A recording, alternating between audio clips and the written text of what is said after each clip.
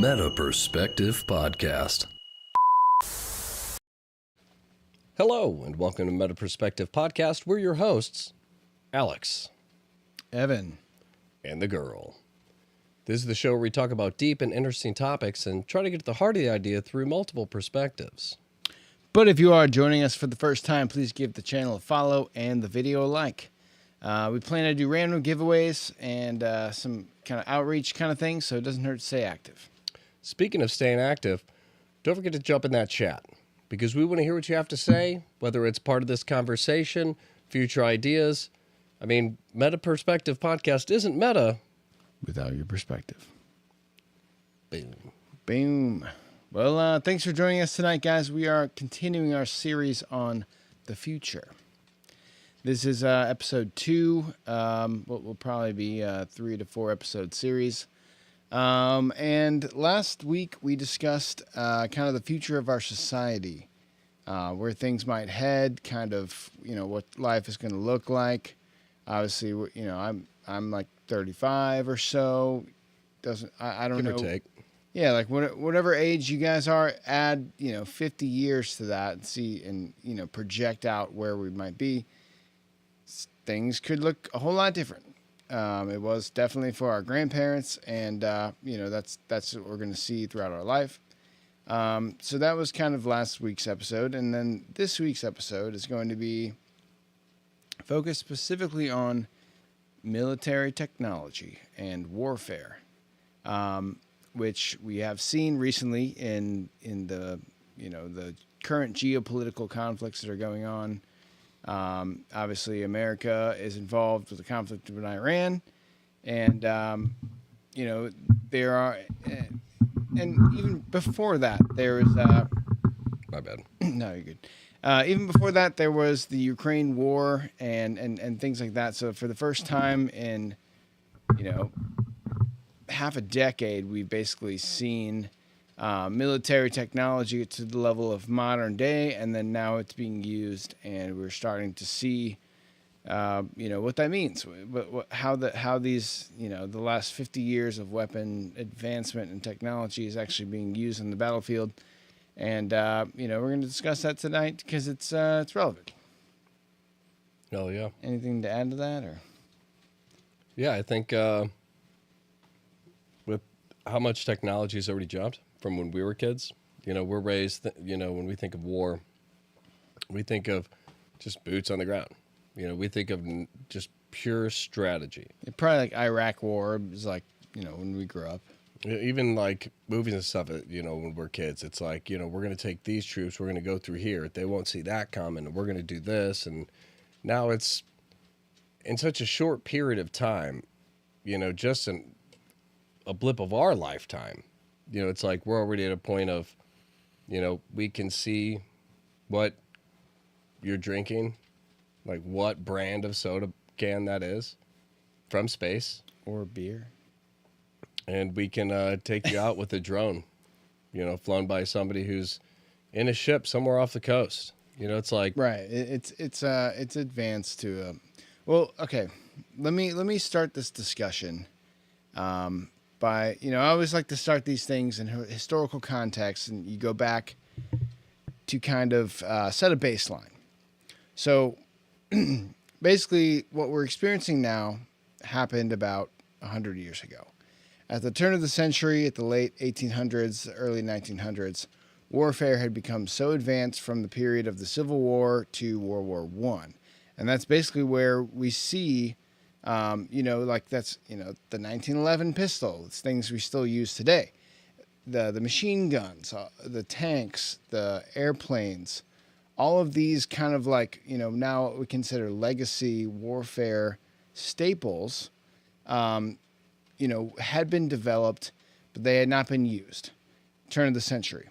And then all of a sudden you have this conflict in Europe that sucks in allies and this whole, there's a lot of conspiracies around the reasons why World War I started. But essentially it was the bloodiest, most brutal conflict. A lot of conspiracies of why World War II ended.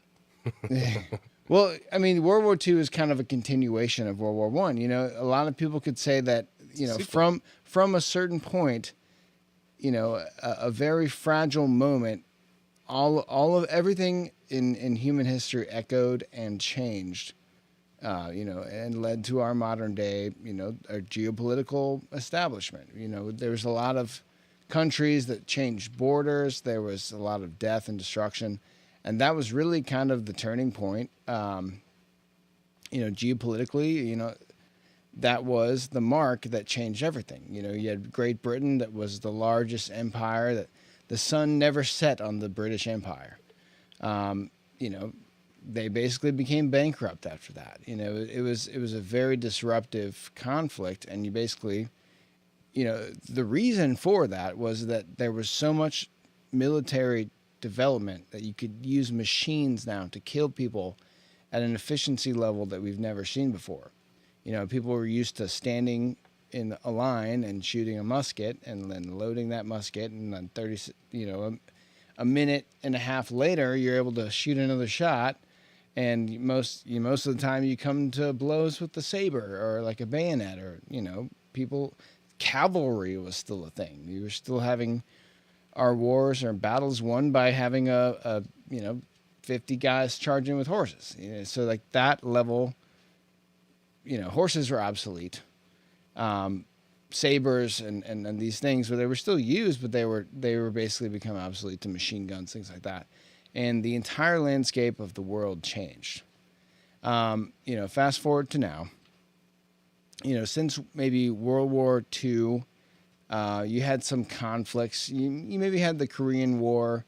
You had some, at least as far as America is concerned, you had like Vietnam and things like that. These are basically like shadows of the previous World War II conflict, where you maybe had better weaponry, but you basically essentially had the same type of battles. Your communication's better, your technology's better, things are more efficient, and people, soldiers either die faster or live longer, depending on, what side of it you're on. But for the most part, it's the same. And then, we in our age, we grew up in the Iraq and Afghanistan wars. We had Middle Eastern conflicts. And there was, even before that, in the 80s, 70s and 80s, there was this whole thing with like Russia, and there was conflicts going on, but for the most part, they were all using weaponry from the Cold War, from the period before. It was dated things. It was stuff they were used to, and that was a lot of guerrilla fighting. So like, warfare basically hadn't been tested until Russia invaded Ukraine. And that happened, 2022, 23? A couple of years ago. Yeah. It's been probably about Everything goes by so quick now. It's 2026 now. It's probably been about 3 years. I'd put it probably about 2023. But, that I have my own opinions on that conflict. I think that conflict was essentially perpetuated by the military. There's something called the military-industrial complex, which, you think about big pharma, big tech and all that. It's big war, basically. There's a lot of money and stakeholders at play that they've been coming up with all this crazy advanced military technology for the last 50 years, and none of it's been tested. None of it's been used. So for the first time in modern history, we had a land invasion, a full-fledged country-on-country land invasion, which has not happened in a long time. And the whole reason why so much money was thrown at this conflict, and so much, the reason why it's been sustained, in my opinion, this is my opinion, is that for the first time ever, we can now test these anti-air missiles. We can test these new military technologies, and it's not as much valuable for what it's doing in the actual battle. This is valuable because now we have data. Now we know how effective these things are. Now we can sell more missiles, bullets, guns, whatever. Like you have a very expensive plane being able to be taken out by this little, anti-air thing that's attached to a truck. Like that's a big discrepancy. So it's like now we have a reason to keep that conflict going. So, I mean, Russia's military is a little bit dated. They use a lot of older stuff. It's not to the level of the United States, but we've seen that kind of play out, and then that war has kind of stagnated for the most part, and maybe that'll come to an end. But now we're seeing, now we're taking another step. That was the opening the door to the next chapter. Obviously, Trump, for as peaceful of a president that he has been in the past, he has started a lot of geopolitical conflicts that aren't necessarily wars, not forever wars, but they are strategic. What's the right word? Operations. These are strategic operations. We saw that in Iran, last year with the striking of the nuclear facilities. We saw it in Venezuela with the extraction of Maduro and kind of the capture, which, the one thing to just kill the guy, you infiltrated, took him out, extracted him alive. That's a pretty amazing feat. And now we're seeing kind of the step up where it's the Iran conflict.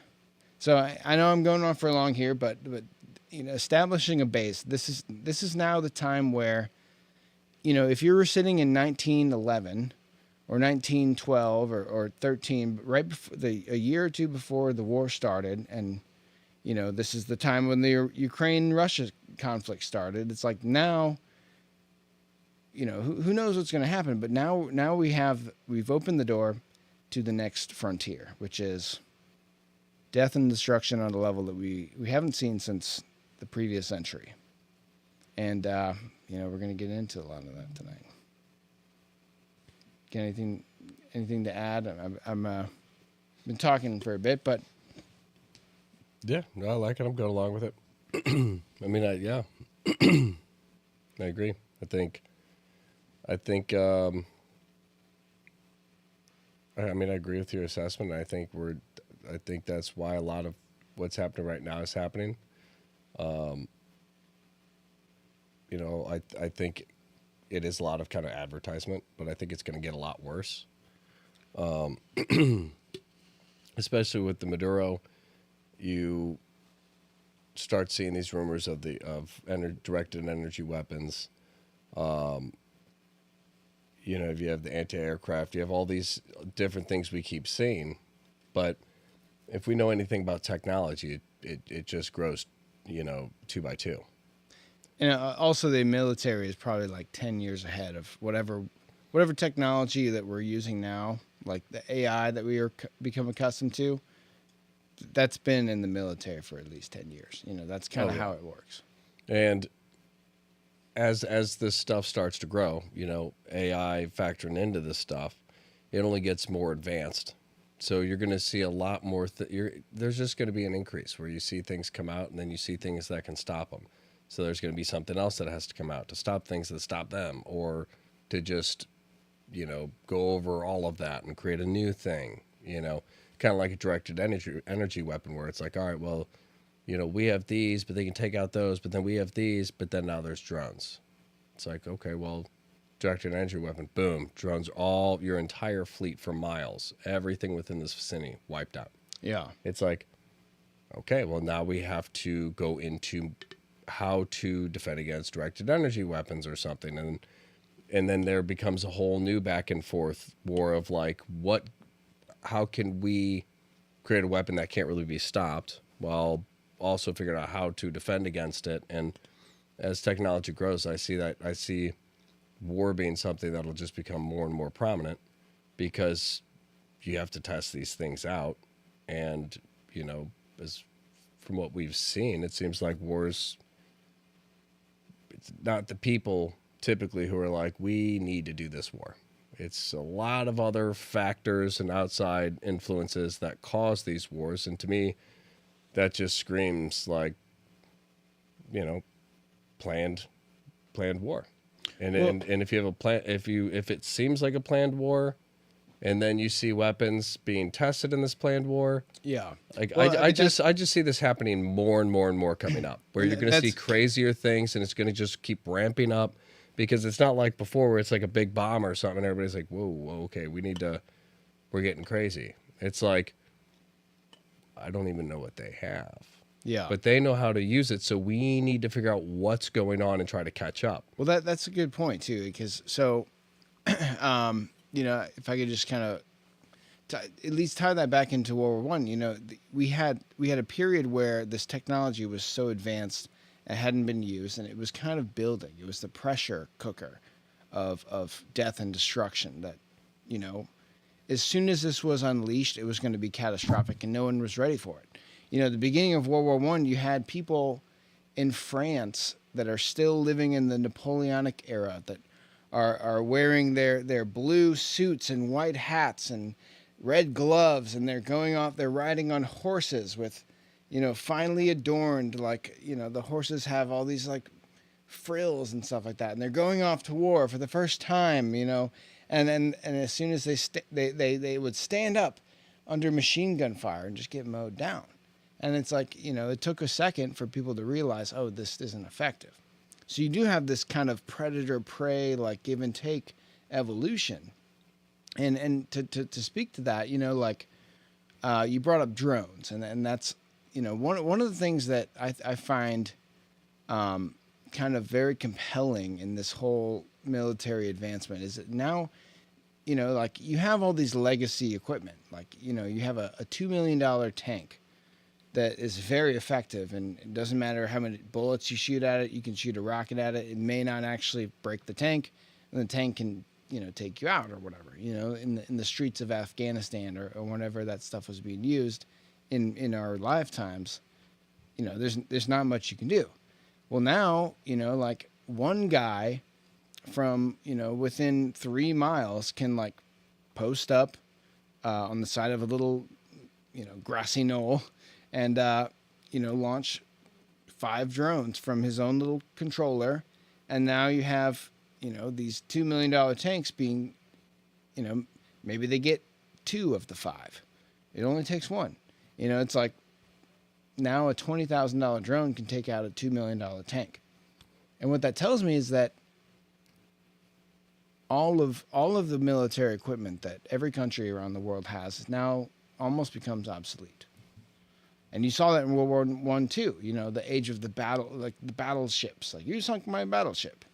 Those are the most advanced military, naval vessels. And all of a sudden, you could just wipe them out with a plane.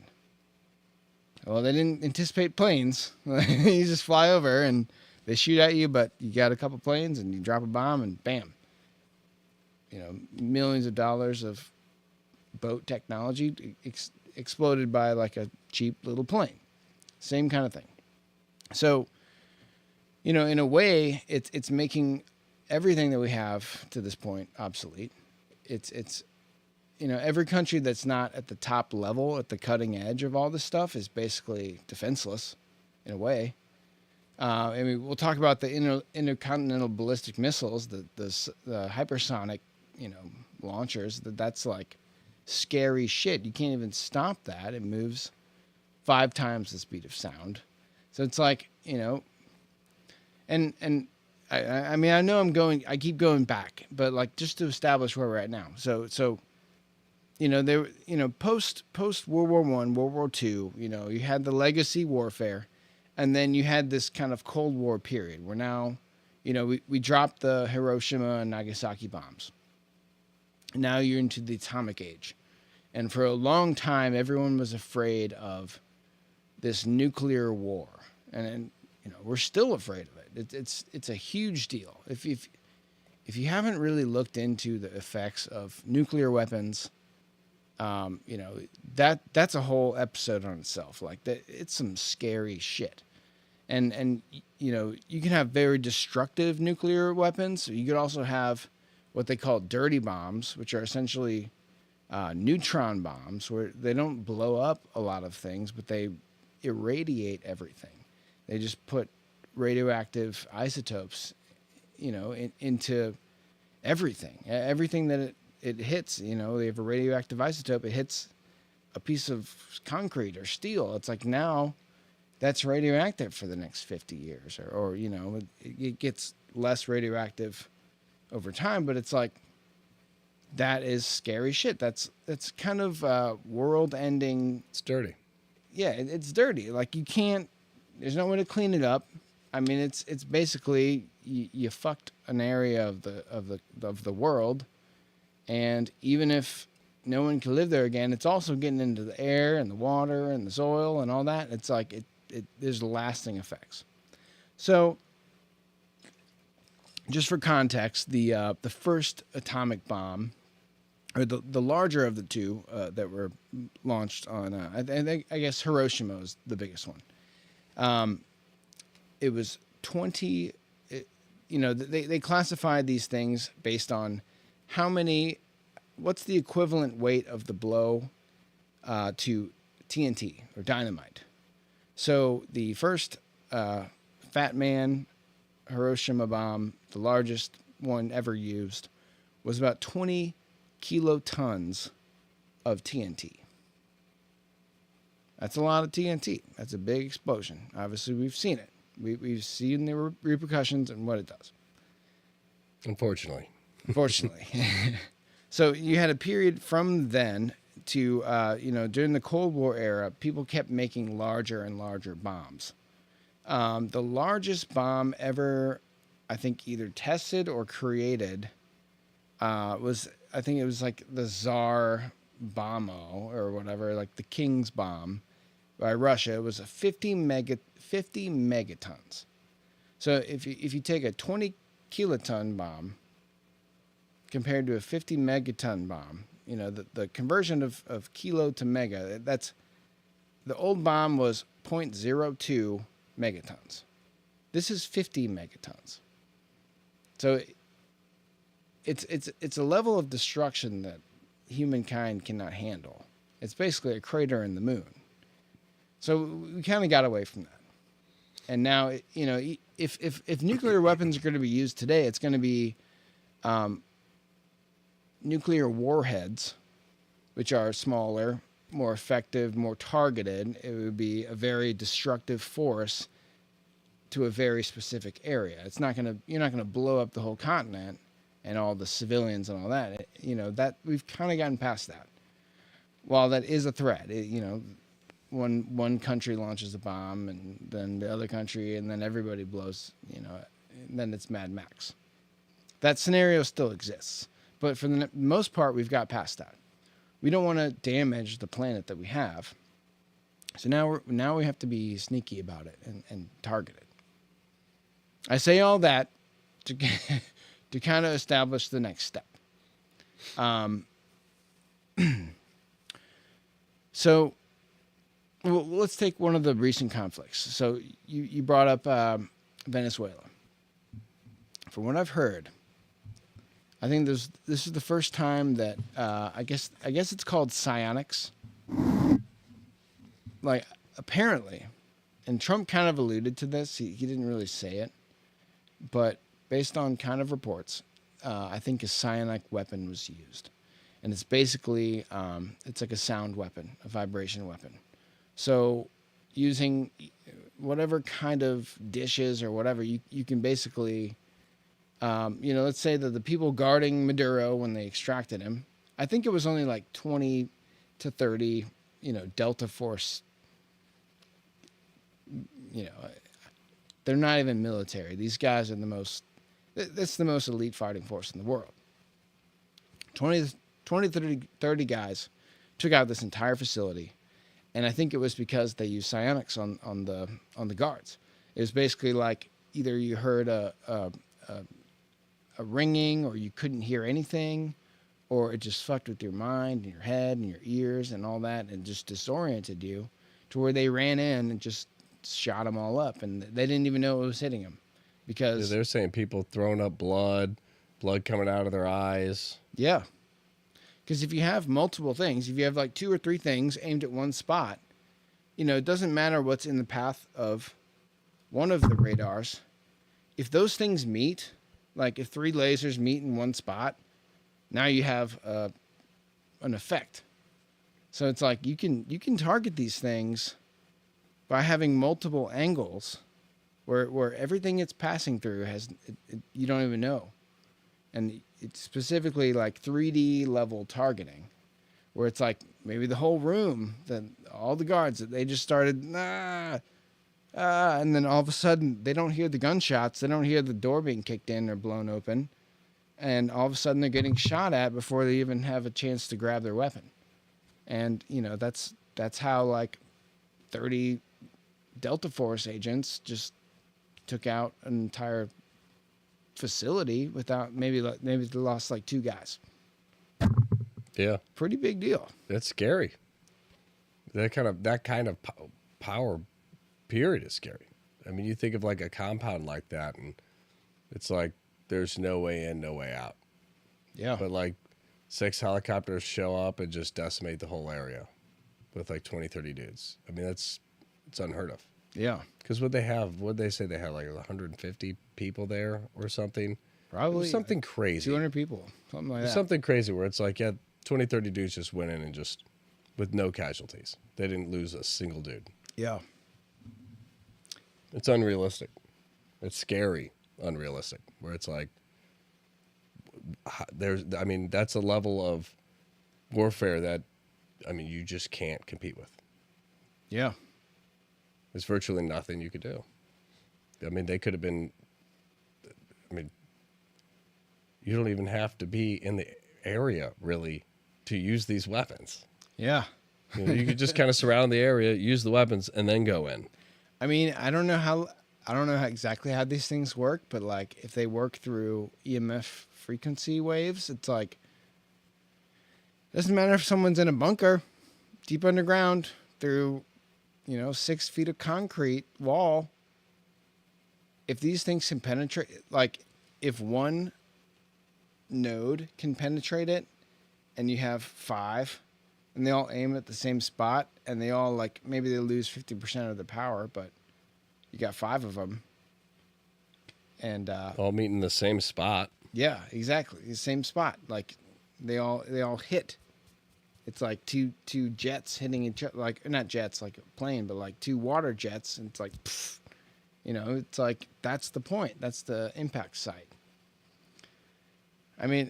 Yeah. Yeah, it's terrifying. So okay. So just to make this episode go smoothly, there's a lot to cover. I've got a list here. There's 7 different kind of arcs of the future of military technology, and I'll quickly read them, and then we can kind of just go through each one, and then I'll kind of just like read out what it is, and then we can kind of talk about it or whatever. Or is that good? Sure. So broken up military technology, we have kind of the autonomous systems, like the AI autonomous systems, robots, things like that. We have hypersonic weapons and propulsion, like kind of the ICBMs, the super fast missiles, things like that. Directed energy weapons, which we'll kind of get into that. I don't know as much about that, but that's been used recently. You have advanced communication networking. This kind of comes down to communication, encryption, things like that. Ways to communicate on the battlefield without your enemies, being able to detect it or read it. We have soldier enhancements, kind of like the super soldiers, robot type of cyborg, mech suit, that kind of thing. And we have space warfare, cyber warfare, which is kind of in there, but that's a big deal, because if you can hack somebody's missile, thing, they can't launch the missile. And that's a big deal too. And then, the manufacturing and logistics side. So those are kind of the key little pillars. But let's start off by talking about the autonomous part. So, that's kind of broken into, obviously AI is a new thing in our world.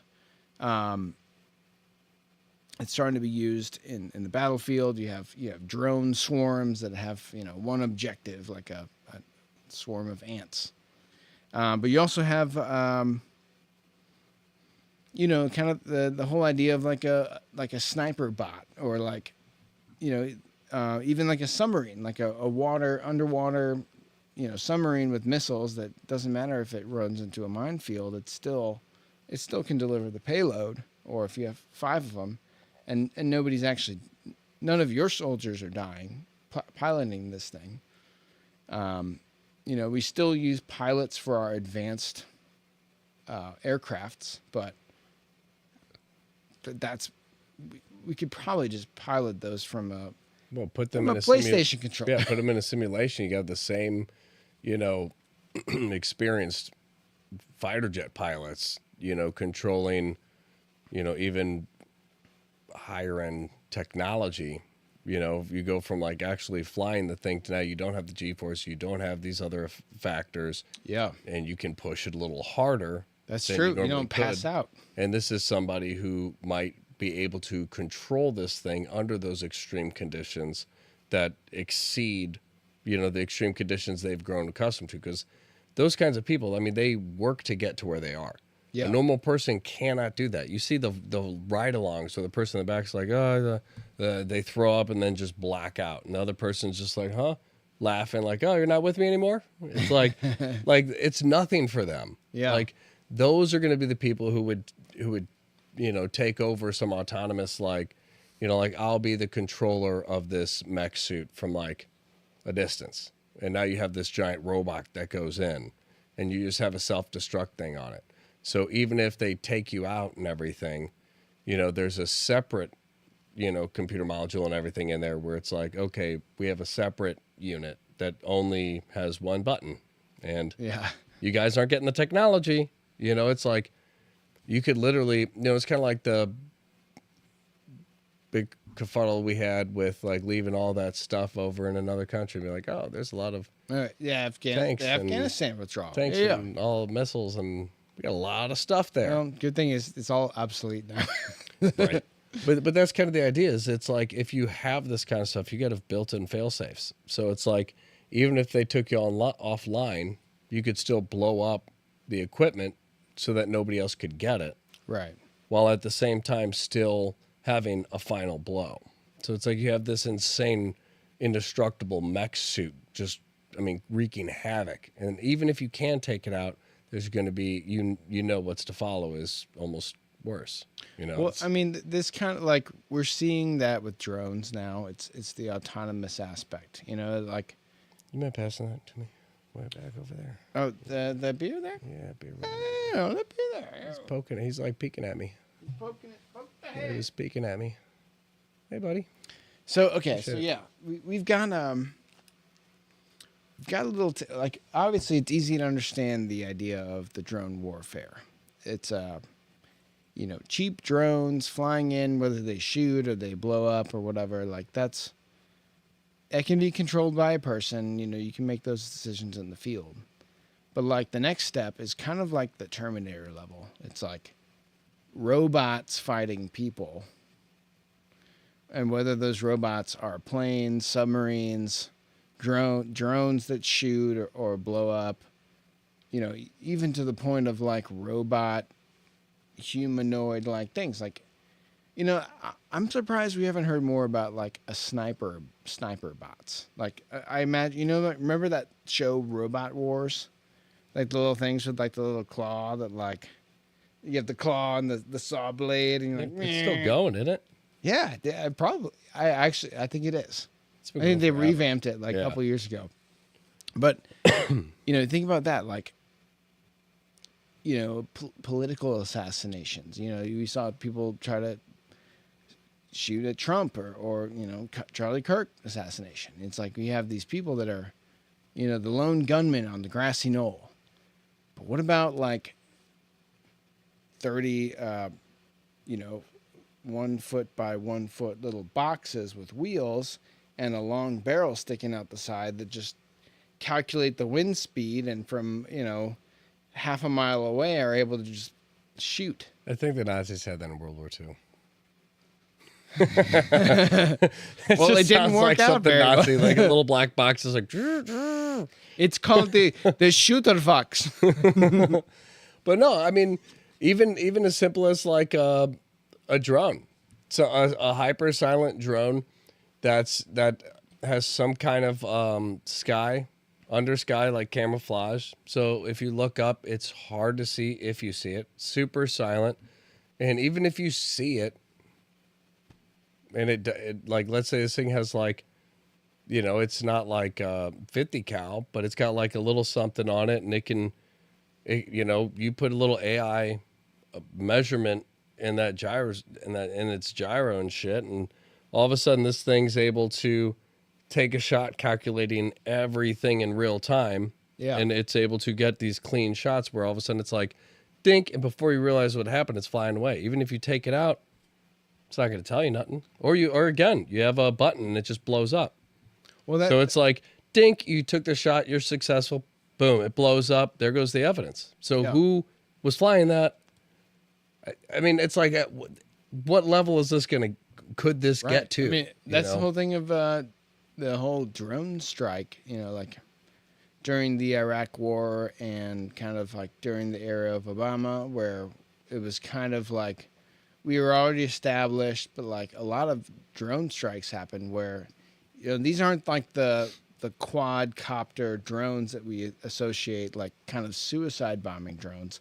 These are the like little mini plane drones that fly 40,000 feet in the air, and they have like maybe like 6 missiles. I saw one of those. And then they like target you with you know, thermal imaging, and they see you through the building, and then they launch the drone, or they launch the missile, and then they continue to target you until the missile hits.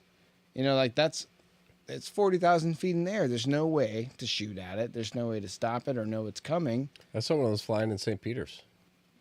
Yeah. There was this big flood that happened, and all the water was across like the road. So I was like stuck, and I just see something. I look up. I'm like, yo, that's like a fucking military drone. I mean, it was like a good. I mean, it's at least 10 feet, maybe longer, but it looked like a plane, but wasn't a plane.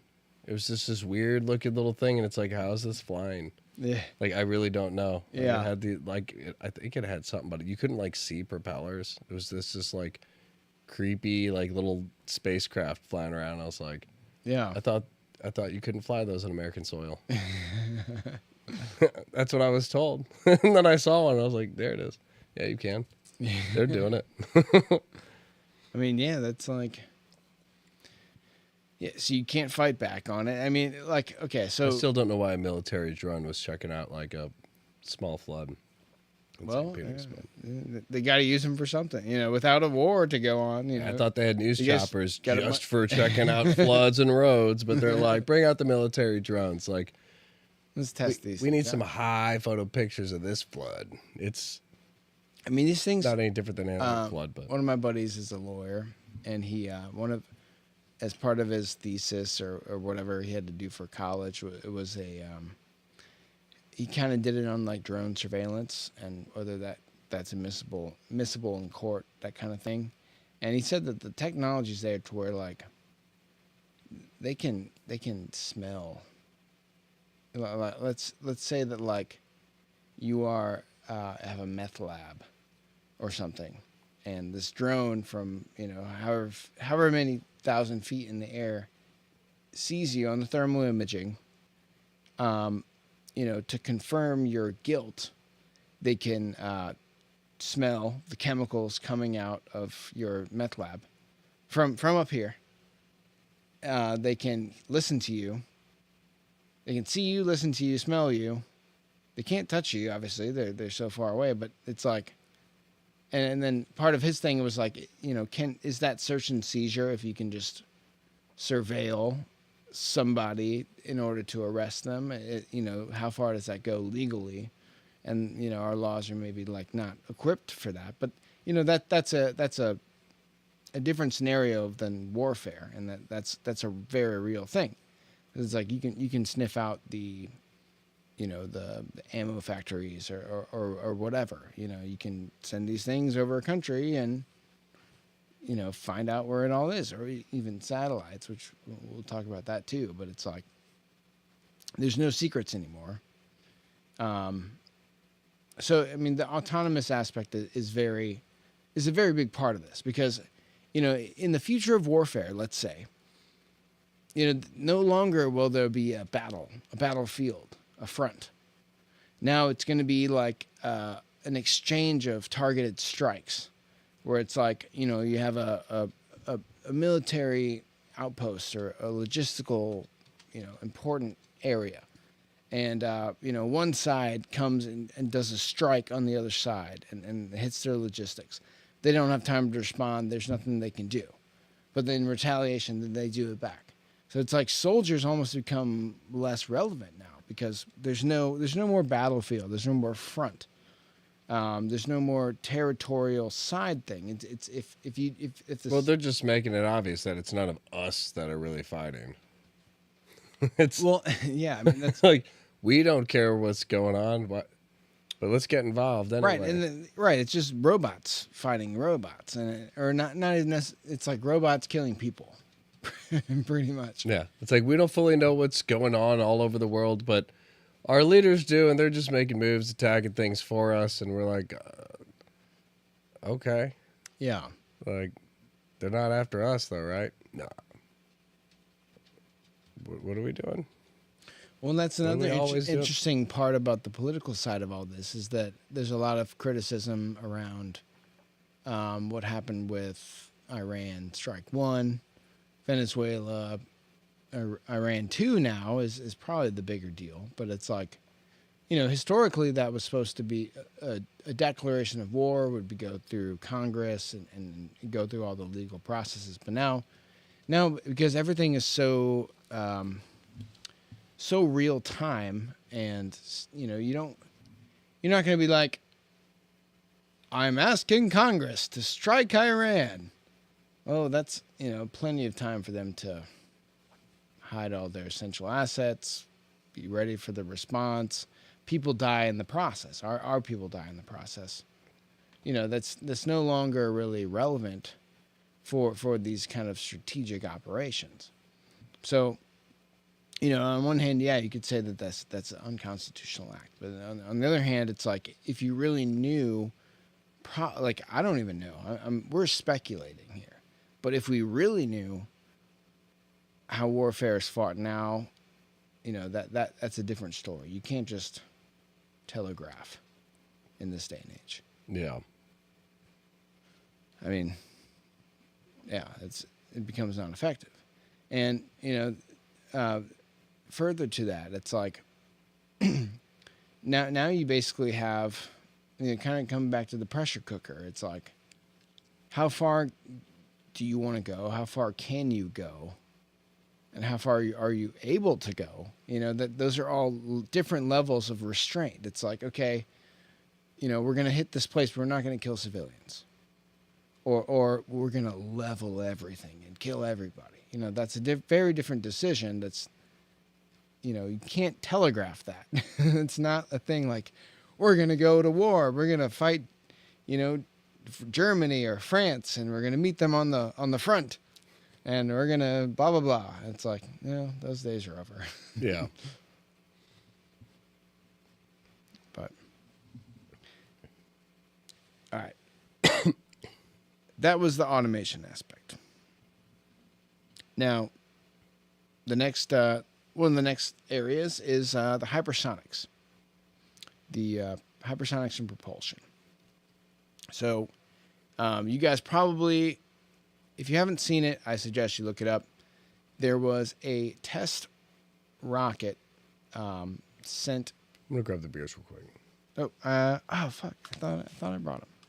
I noticed that right after we started, and I was like, That's why you asked for that one over there. well, look, it was peeking at me, and I was like, oh yeah, I forgot about you. All right, you good. I'm about out anyway. But yeah, I'm caught with the hypersonics. So. Yeah. So, if you haven't seen this yet, I suggest that you look it up. There was several hypersonics launched at Russia, pretty much from America or from our military in the Russia-Ukraine conflict. These hypersonics, they call them ICBMs, international or intercontinental ballistic missiles. And I think we launched like 4 of them. You know, allegedly it wasn't us that launched them. Maybe we gave them to Ukraine and we targeted them, but they launched it, whatever. So these things were tested out without live warheads. These are just the missiles were shot off and then they hit targets, didn't deliver a significant payload to where it wasn't actually death and destruction. It was just a show of force. Look those videos up, actually. La Nina, if you have the ability to, well, that might, you know what? Never mind. You guys should just look it up for yourself. It's pretty amazing. These things basically fly at, around Mach 5, which is 5 times the speed of sound. A lot of jets, you hear that popping, like they're breaking the sound barrier. You can hear it when they fly overhead. That you see the jet come, and then 20 seconds later, you hear that extremely loud sound of them breaking the sound barrier. These things fly 5 times faster than that. So essentially, they can't be stopped. Anti-air does not work on them. Your ability to detect that they are even being launched is very difficult because this thing is moving so fast that radars can barely even pick it up. And by the time that you kind of realize that these things are launched and your radar confirms it, it's already too late. They basically, they go into space, essentially, or the upper atmosphere, and then they're basically they go out of range, fly to wherever they need to go, and then they fucking come down and rain hell. And that's a fucking scary thing. Just launching the nuclear codes and the nuclear football, that's one thing. But these hypersonics are that's a whole nother level.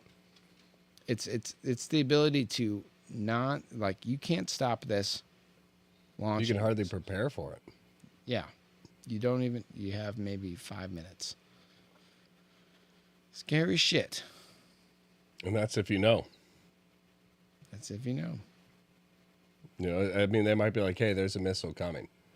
But it's by the time, if they could pick it up with those speeds, I would assume, but I don't know. And they're also maneuverable. You could track the trajectory of it. All right, we have 5 ICBMs coming in. We're tracking their vectors, and we believe we know the targets. Let's try to take them out with anti-air.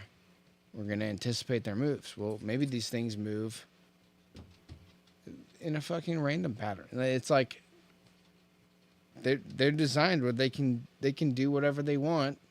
They know their target, but even if you could predict the target, how much time does it take for you to contact the proper people who can alert everybody within that area? And by the time you get that message, how much time do you have left to get the hell out of Dodge, And you can't stop them 5 feet above the target. You got to stop them 50,000 feet, or you gotta hit these things far well in advance to where they're not already effective. Because if you have a nuclear warhead attached to it, and it blows up a mile above the city that you're trying to attack, well, it still blew up. It's still gonna rain down, nuclear isotopes and whatever. It's still gonna be a big deal. So that's a scary aspect. I mean, we've seen that tested, but that's the next World War III nuclear. Nagasaki presents Dancing in the Rain. Yeah. It's raining bombs. I'm screaming in the rain. I see BMs from heaven. Doobie doobie. But yeah, I mean, when you get to those kind of speeds, it's that's what scares me, is how fast we've gotten to this stuff. So the future of it, I mean, we're looking at stuff that we can hardly even fathom, especially if we're getting into hypersonics, we're getting into sound weapons. I mean, the rumor of these targeted energy weapons. Let's talk about that next. That's next on the list. All right, so let me read. Like, this is actually a subject I don't know a lot about, and you actually brought up that there was use of these energy weapons on drones in the Strait of Hormuz or whatever in the recent conflict. So there's two types of directed energy weapons. There is high energy lasers, and there is high powered microwave. So high energy lasers, they are used for air defense, specifically targeting and neutralizing drones, artillery, and mortar with low cost per shot. And the high powered microwave is non-kinetic tools to disable enemy electronics, communication systems, and swarm drone attacks. Similar thing. One's a laser shot. The other is like a wave, like a like one's kind EMP. of condensed into like a physical power, and the other one is kind of spread out to just distort and funk stuff up. I mean, So that was the rumor that I had seen going around, that as we went to this last time, the big ship, I guess, has this new mounted directed energy weapon, and it allegedly runs off of like a generator. It's not even the power of the ship. It's a separate power unit, which is, I mean, that's major, because now it's like you could redirect the power probably if you needed to, but it's the fact that like they could use this to just beam out and decimate all of your drones instantly, and it's not even using any extra power. It's I mean, it's so that's so OP. Yeah, It's ridiculous. That's another interesting thing about energy specifically, is that, you know, we've seen that with the atomic weapons, is that a small amount of nuclear active material can create an immense amount of energy, and that's actually, you know, the forces that our chemistry and our world works on, that's all electron exchange. But if you actually look at, you know, the energy stored in one nucleus of an atom, you know, that's the idea of nuclear fusion. It's like what happens in the sun, where it's like you have two hydrogens form a helium, immense amount of energy. And these atoms that already exist, you know, like they are bonded by extremes amounts of energy that's locked in. You can't break them apart without a nuclear explosion, you know. So it's like energy is already there. So, you know, figuring out ways to use energy, like whether you have like some kind of laser or wave that unlocks the potential of normal everyday stored energy. It's like that potential is there. I mean, there's enough energy in your finger to blow up your house. You know, like that, it's all stored there. It's just not, you can't use it without an immense amount of energy input. But like these energy weapons, you know, it's like, I don't know exactly how they work, but you know, you could have a hyper laser run on a generator, because the energy's already in the world. Scary shit. And that's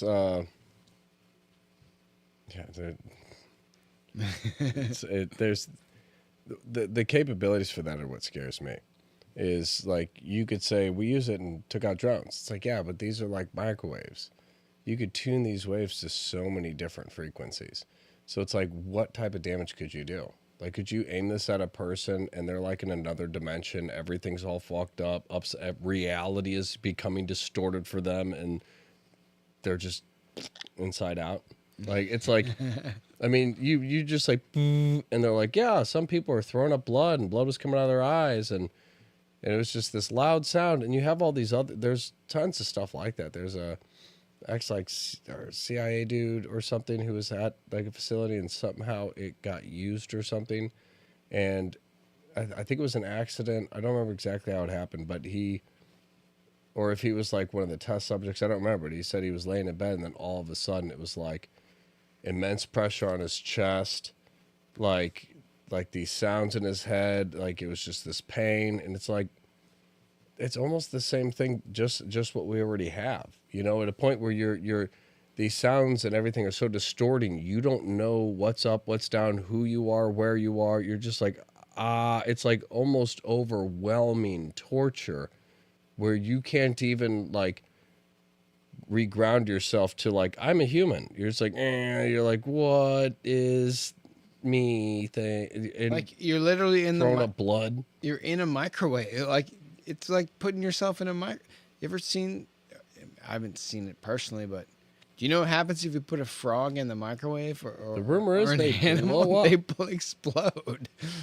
Like, so imagine what's happened to your thoughts when you're under this weapon. Yeah. And imagine what other frequencies they could do with it, and what kind of destruction you could do, because you're talking about waves. You know, if we all exist within a reality that we perceive through these different waves, and that's what kind of builds this physical reality. That's like almost the foundation of our reality is waves. So what happens when you start manipulating that stuff? Like, that's what scares me. Is I don't feel like we fully understand enough about it to understand the ramifications of messing with it. Yeah. And that's how the electromagnetic spectrum works too, because you have, you know, at the low end you have radio waves that travel long distances, have a lot of penetration. Well, the step up from that is microwaves. So microwaves have a lot of penetration. You know, it's low, it's higher energy than radio because, you know, we're constantly being bombarded with radio waves. That's literally like our phones, the radio, like everything is just fucking hitting you with radio waves. It doesn't affect us. It doesn't even penetrate our skin. But microwaves, obviously, you know, we know that power.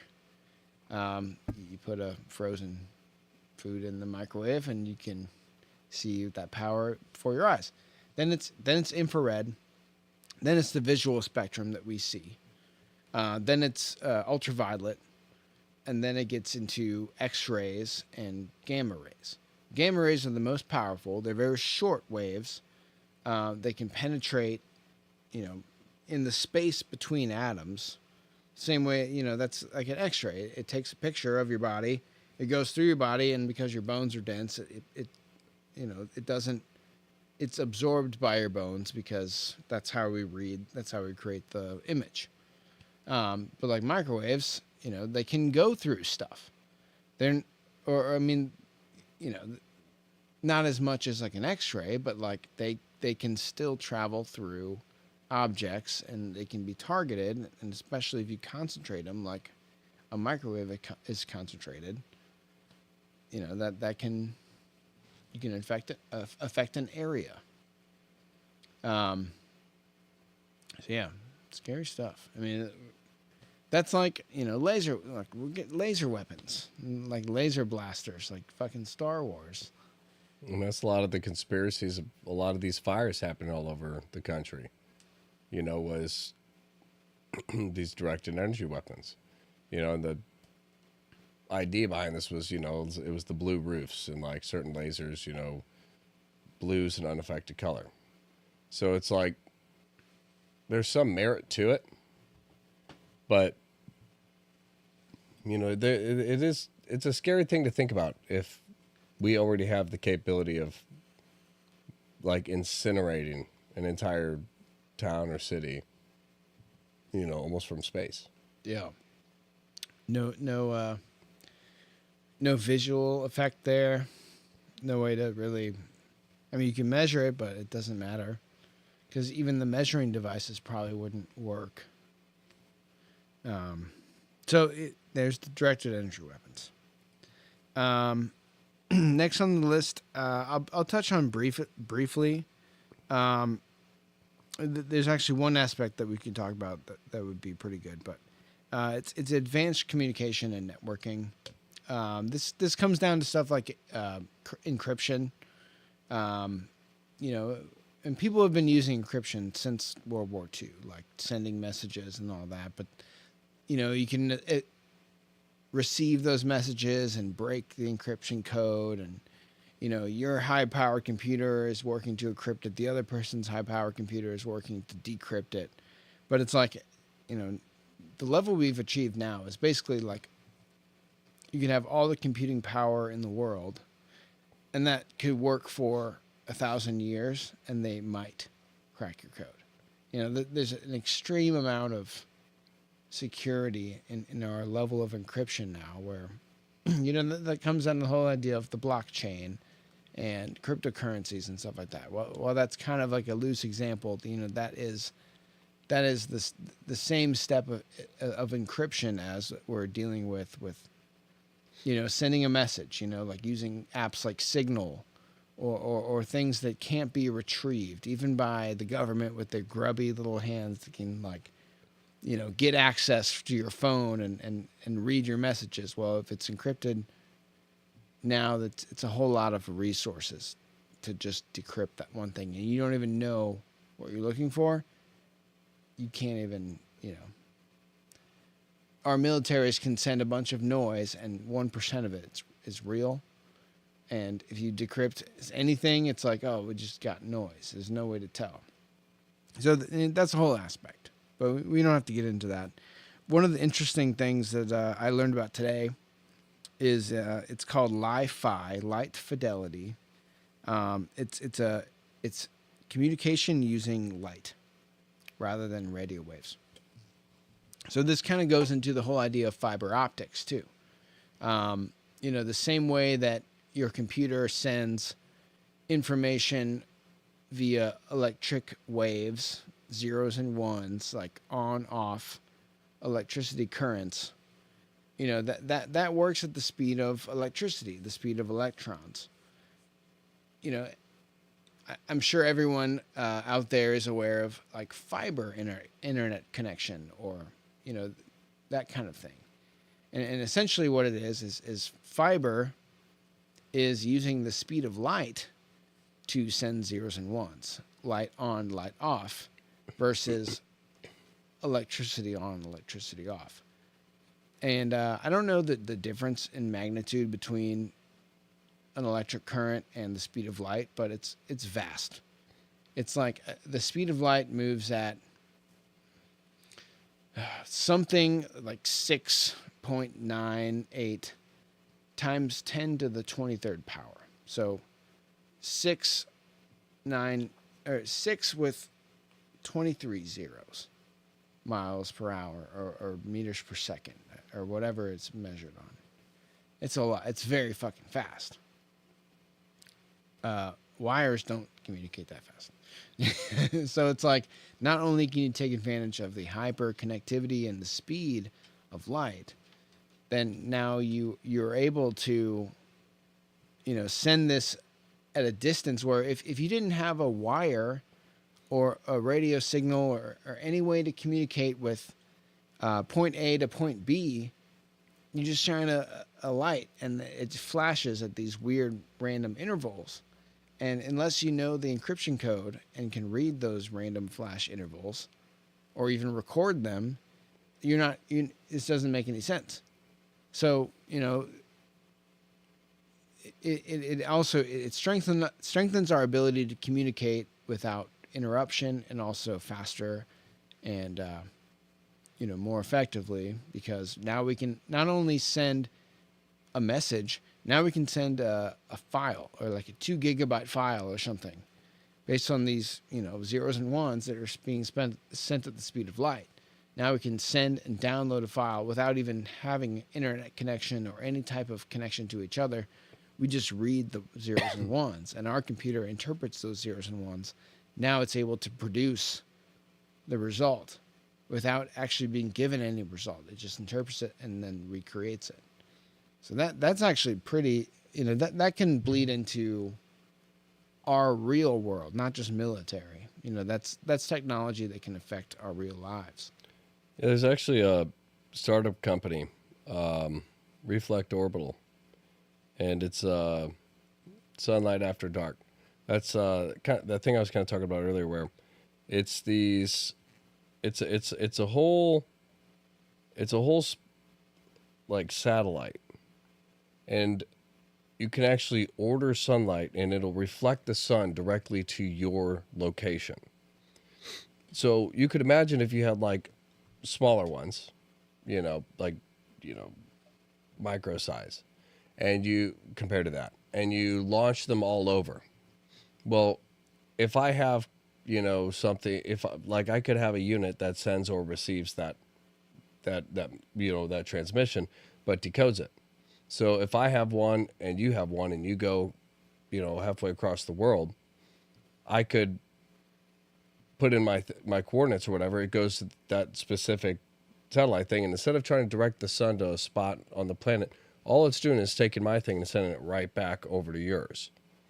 So it's like we almost don't have, we wouldn't even have to do anything. You hit a button on the thing, and the space station angles to receive the message and send the message. I just put what I need sent, and it does the rest, goes to yours and decodes it. I mean, these light signals that are being sent to this thing and back are going to be, it's going to be so fast, and because it's going up and down, there's really no way to intercept it. So it's like that, in my mind, that would be like the clearest way to send and receive information. But with where we're at right now, that's the scariest thing is with AI. You could just be like, here's all the stuff we have on all this stuff. With all these schematics and all this information, how do we make this thing able to just send and receive? And it'd be like, come on, give me something hard. Huh. I'm thinking immediately my mind went to the million things Elon just threw up. Well, yeah. So like lighting up a battlefield, your opponent's side, or directing sun energy to crops overnight. So we're now, they grow during the day. Now they grow a little bit more during the night. Well, even like you said with battle, you could figure out in real time where the enemy has relocated to. You could send that message. They would do what they need to do, and that same unit would then reflect the sun and light that spot up. Yeah, now you have snipers in the woods that see it all, and then you can't see them. They can see you. You're lit up, surrounded by black. Yeah. Dude. So, I think, so I want to run through a couple more. There's obviously, there's the soldier enhancements.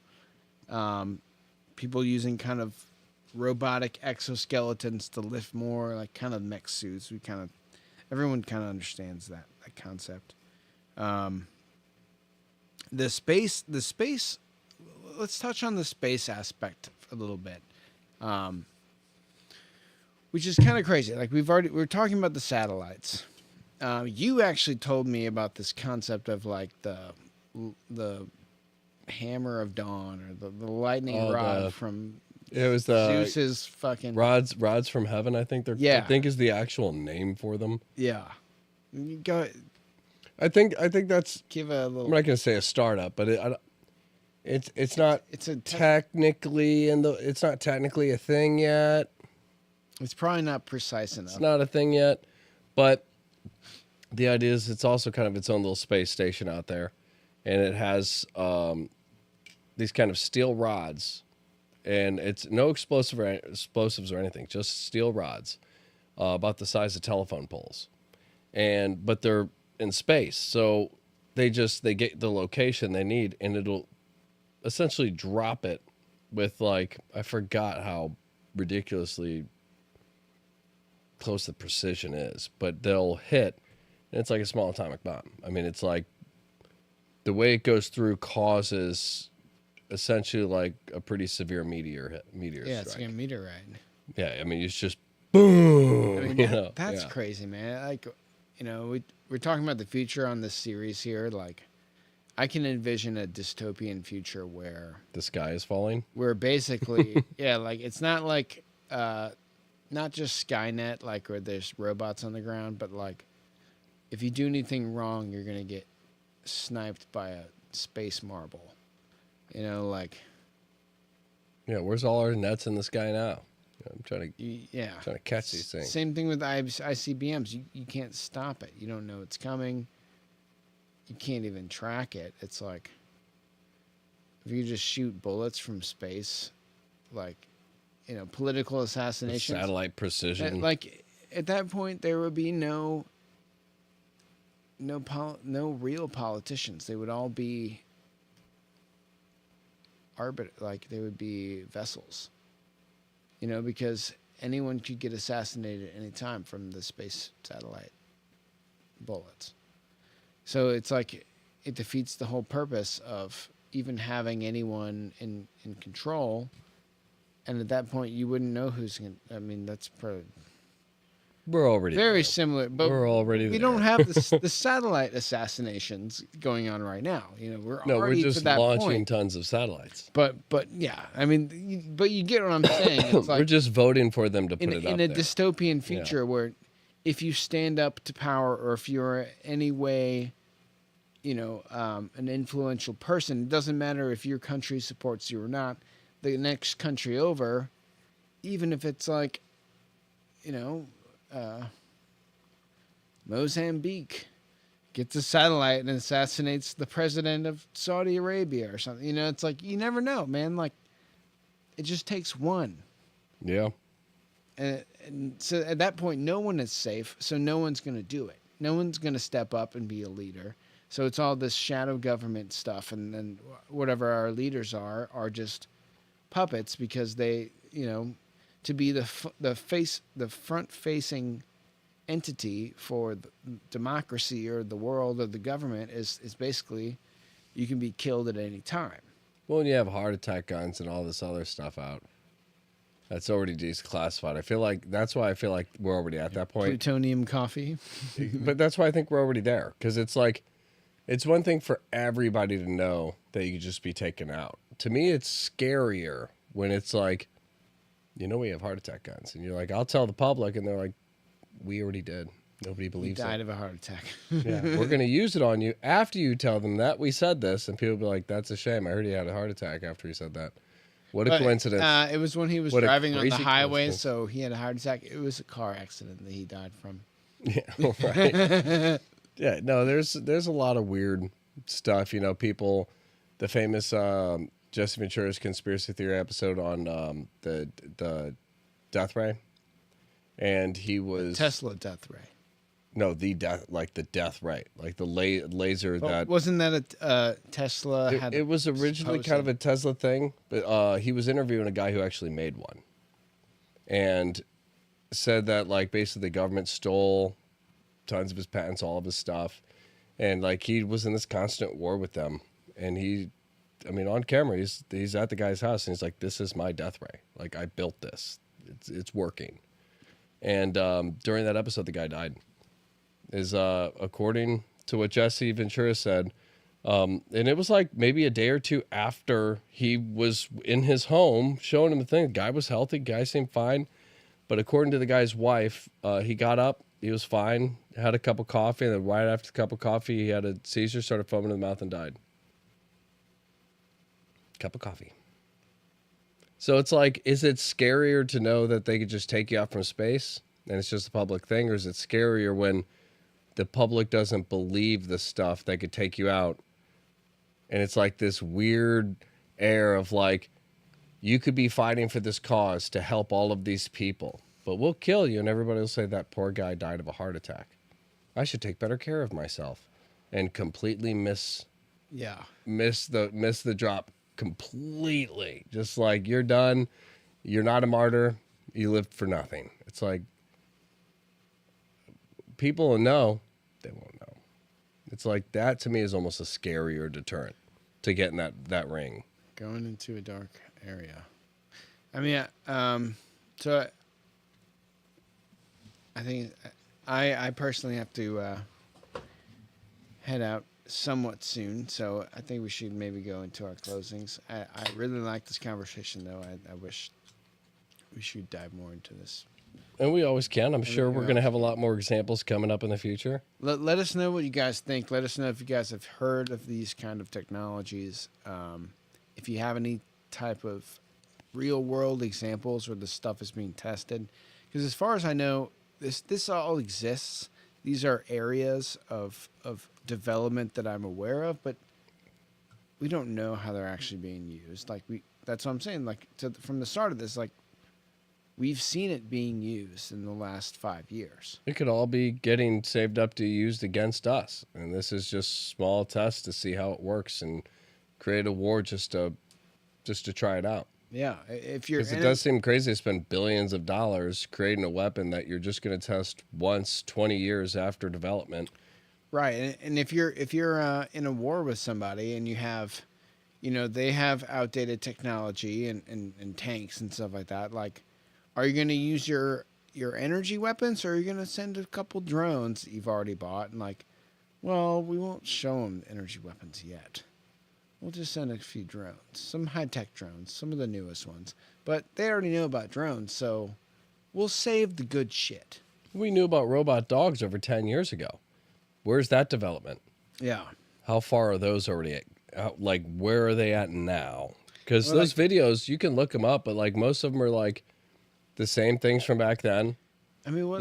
Here's the same prototype from then. Here's it in a video 10 years later. You're like, I want to see the new one. Yeah, I want to see where's the new one. Your grants from? Where are these new ones? I know it's evolved. There's no way you're still making the exact same thing 10 years later. Robot rats, that come up through the sewer system, the toilets. This military facility has drainage, is connected to some kind of Pull a full-on Pickle Rick treatment plant or something. It's you send a little fucking robot rat up through the pipe.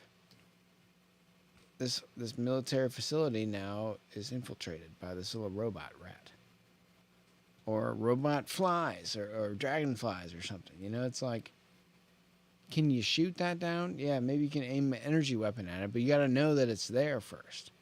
So it's this whole development of, it's the predator-prey evolutionary thing. It's over time, there's coevolution.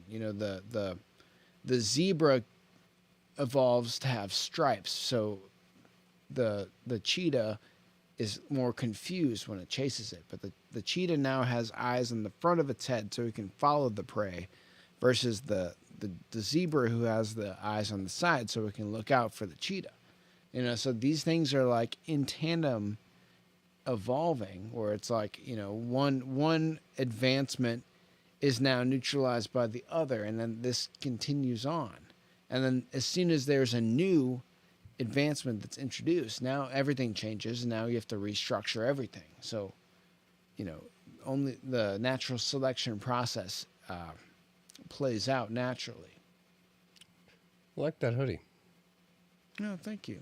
I actually, I forgot that I had it. I found it the other night, and it was green, so I wore it for St. Patrick's Day, which was yesterday. And I love coming across old clothes, because it's every time you come across something old, you're like, wow, this is nicer than my new stuff. Yeah. Why didn't I like this then? This is ahead of its time. Why did I put this in the box and sat in the basement for a year? Second life. But I do want to say, for me, the scariest part of all of it is the AI aspect.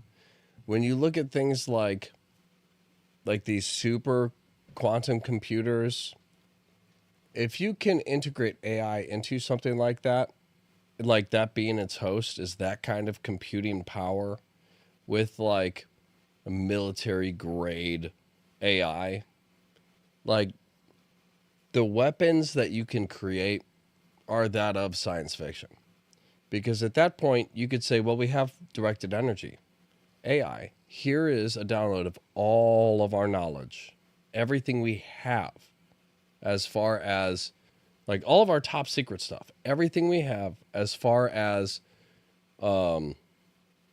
this microwave technology, for example, everything we have. This is everything concerned of microwave technology. Yeah. we need a weapon that can do this. Is that possible? You know, with a quantum computer, I mean, how long would it take you to be like, yes or no? Okay, what could I do to get something close to this? Or here's what I'm trying to reach with this weapon. Is there a formula that you could create that would allow me to do that? And then all you have to do is follow the formula. Oh, it's too complicated? Can you break this down in a way that teaches me to learn this formula? Yeah, what's step one? I mean, literally, this thing could not just create weapons that shouldn't exist in reality, but you could then have it create you a whole PowerPoint learning exercise that you could even have it make it fun. And you're like, oh, it was great. Like, we took a shot every time, but it's like the possibilities literally are endless when you take something like AI. If you can integrate it with a quantum computer and allow it access to all internet, I mean, it will very quickly, I mean, it'll be able to do anything. So let me just, I got maybe a short little closing here, and I'm gonna leave this for you guys to just contemplate. Maybe there's something we can kind of get into the future, but you have the aspect of human nature, and we've seen what it's done in the past with advancements of military technology leading to mass death episodes. That this stuff finally gets used, and the discrepancy between the people that have the advancements and don't. There's a time period there where a lot of people die before they figure it out. And at the same time, like you were just saying, we have these advancements in artificial intelligence, quantum computing, things that allow people to, or computers that think 24/7, a billion times faster than we can articulate thoughts and actually present those thoughts in a way that can be used by actual humans. So that's a very deadly combination. At the same time that we have a very deadly combination of these new emerging military technologies being developed that have barely even seen the battlefield. So, much like the nuclear Cold War scares of the past several decades, we're entering a new territory where it's not necessarily worldwide death and destruction. But I think it comes down to the fact that, nobody necessarily can be safe from this. This stuff is going to advance to a level where, like I said earlier, that even politicians, anyone in power or any, if they wanted to take out Trump, 20 years from now, any politician is vulnerable. It kind of negates the need for a forward-fronting political figure, because they can just be assassinated from a space laser or something. These things kind of become world-changing in ways that we don't fully anticipate. And I think that, the doom and gloom aspect is obviously there. I can't say that the kumbaya side is going to save us and get us through all this potential for death and destruction. But I would hope that at some point, human beings at least realize that this technology is beyond our means, and we behave very similar to the kind of Cold War type of, if you don't launch the nukes, I won't launch the nukes. This stuff, we may need to come to some sort of a treaty of higher technology where this stuff can't be used in its propriety, unless certain circumstances are met. I don't know. But all I know is that we're entering an era that is very much Terminator-like. This is very, Skynet. The machines take over, the AI and the war games and all this stuff start to replace actual human compassion and decisions. And at some point, the gamer kids are going to become robot operators. Well, Neuralinks. at some point, it's not going to be a a Russia bully beating up on the weaker Ukraine, or the America beating up on the weaker Iran. At some point, it's going to be bombing. It's going to be two fucking stacked fighters going at it. Could you imagine the future? Like, it's a bunch of like well-known popular streamers, and they're just streaming like their Jake Paul and fucking just streaming their mech suit battles in other countries. They're like, all right, I'm about to go take out this cartel. You're just like, Jake Paul is going to become the first cyberpunk. He's like, I replaced my jaw with a cyber jaw. Now you can't break it. I could see him pioneering that for sure. I could see it. Yeah. But I guess what I'm saying Better, is, faster, stronger. you know, I don't know what the future holds, and I can't say that I'm offering a good outlook, but, you know, humans are going to have to figure this out their own way, and hopefully we live long enough to get through that. Or we have a good outlook where a solar flare just knocks everything out and we go back to just being a family and growing our own food. But that's my we're closing. happy again. And until next time. oh, are you? Oh, yeah, mine was kind of just the AI and Yeah. Okay. All right. Well, yeah. AI and quantum Guys, computing is so like nobody. I feel like nobody talks about how crazy that it is. Like AI computer or a quantum computer can compute something like something that would take like our regular most powerful computer is like 10,000 years to compute. It can do it in like less than a day. My argument is, how do you know? How do you know that you have something that you have not solved and is able to solve that quick unless you've already done it? So if you already have a computer that can give you solutions in real time to questions that you did not foresee anybody in your lineage ever getting to experience.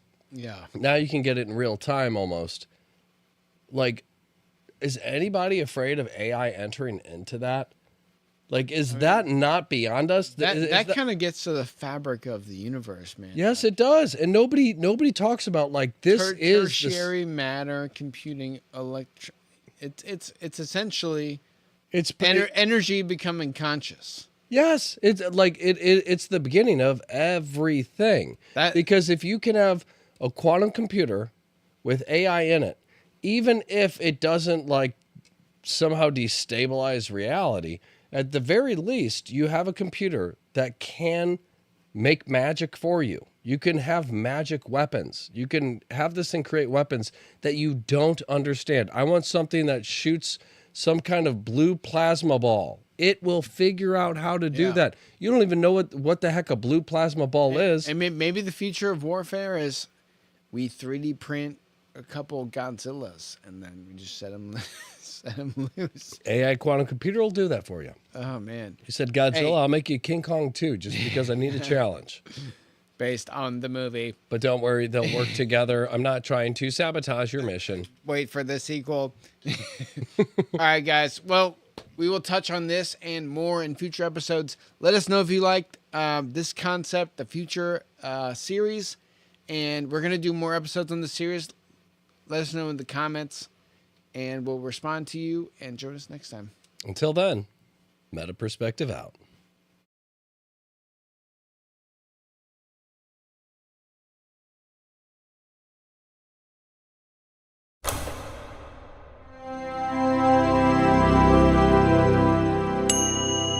Meta Perspective Podcast.